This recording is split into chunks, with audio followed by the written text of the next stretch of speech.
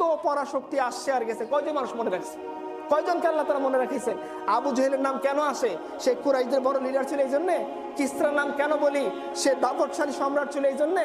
কাইসারের নাম কেন বলি? সে অনেক বড় বাদশা ছিল এই জন্যে না। কিসরার কাছে, রোমান সম্রাট হিরাক্লিয়াসের কাছে রাসূলুল্লাহ সাল্লাল্লাহু আলাইহি ওয়াসাল্লামের কাছ থেকে পত্র পাঠানো হয়েছে।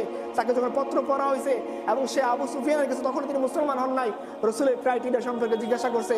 যখন তিনি বলছেন, তখন সে হিরাক্লিয়াস বলছিল, খুলেন ইতিহাসের কিতাবের মধ্যে লেখা আছে, হিরাক্লিয়াস বলছিল যদি এই কথা সত্য হয়, তিনি যদি খতনাকারীদের নবী হিসেবে সত্যি আবির্ভূত হয়ে থাকেন, হিরাক্লিয়াস বলছে, তাহলে সে আমার পায়ের নিচের মাটি পর্যন্ত দখল করে নিত। এটা হয়েছে কখন? একটা ছোট্ট মরুভূমির এলাকা থেকে, মক্কা থেকে রাসূলুল্লাহ সাল্লাল্লাহু আলাইহি ওয়াসাল্লাম কালিমার আওয়াজ উঠাইছেন।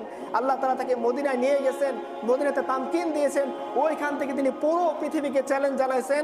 এবং তার চ্যালেঞ্জ দেখে যখন হিরাক্লিয়াস কাঁপতেছিল, আবু সুফিয়ান ওইখানে ছিল, বুখারীর ঘটনা, সে বলতেছে, দেখো যে মুহাম্মদ ইবনে আব্দুল্লাহ এমন ভয় দেখাইছে, তার ভয়ে হিরাক্লিয়াসের মধ্যে বাদশা থরথর করে কাঁপতেছে।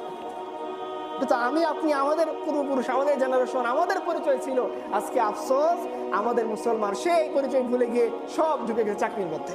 তার চাকরি লাগবেই, তার একটা বিসিএস লাগবেই, তার একটা প্রেমিকা লাগবেই, তার একটা ভালো গান থাকা লাগবেই, তার একটা জাতীয় সঙ্গীত থাকা লাগবেই, তার একটা জাতীয়তাবাদী পতাকা লাগবেই, সবই লাগবে।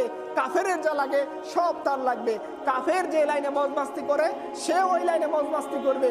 কাফের যেভাবে তার উন্নতি তালাশ করে, সে ওইভাবে উন্নতি তালাশ করবে। আল্লাহ তাআলা আমাদের উন্নতি কখনোই কাফের তরিকা রাখেন নাই। আল্লাহ তাআলা আমাদের উন্নতি রেখেছেন একমাত্র ইসলামের মধ্যে। ইসলাম আমাদের ইজ্জত, ইসলাম আমাদের সম্মান, ইসলাম আমাদের গায়রত। আমরা সেই গায়রতকে ভুলে গেছি।